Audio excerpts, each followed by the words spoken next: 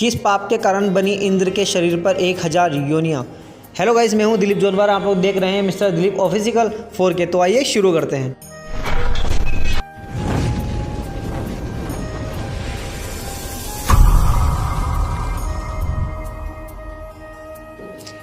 इंद्र को देवराज इंद्र कहा जाता है, यानी देवताओं का राजा। लेकिन आपने ध्यान दिया होगा कि इंद्र की पूजा नहीं की जाती। इसका कारण उनके कर्म और गौतम ऋषि से मिला श्राप है।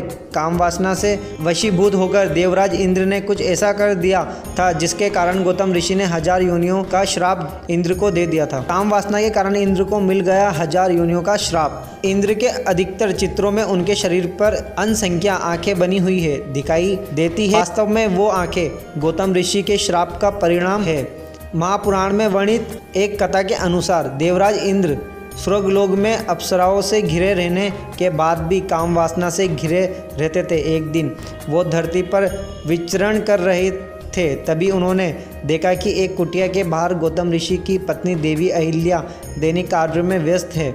अहिल्या इतनी सुंदर है और रूपवती थी कि इंद्र उन्हें देखकर मोहित हो गए। इंद्र को अहिल्या के रूप को पाने की एक युक्ति सूझी। उन्होंने सुबह गौतम ऋषि के वेश में आकर अहिल्या के साथ काम क्रीड़ा करने की योजना बनाई, क्योंकि सूर्य उदय होने से पूर्व गौतम ऋषि नदी में स्नान करने के लिए चले जाते थे। इसके बाद करीब 2-3 घंटे बाद पूजा करने के बाद ही आते थे। इंद्र की माया से हुई सुबह। कामेचा हवी होने पर इंद्र ने माया से सुबह जैसा वातावरण कर दिया। ये देखकर गौतम ऋषि कुटिया से बाहर चले गए। उनके जाने के कुछ समय बाद इंद्र ने गौतम ऋषि का वेश बनाकर कुटिया में प्रवेश किया। उन्होंने आते ही कहा, अहिल्या से प्रणय निवेदन किया। आपने पति द्वारा इस तरह के विचलित व्यवहार को देखकर पहले तो देवी अहिल्या को शंका हुई, लेकिन इंद्र के छल कपट से सराबोरी व मीठी बातों को सुनकर अहिल्या भी अपने स्नेह में सब कुछ भूल बैठी। दूसरी तरफ नदी के पास जाने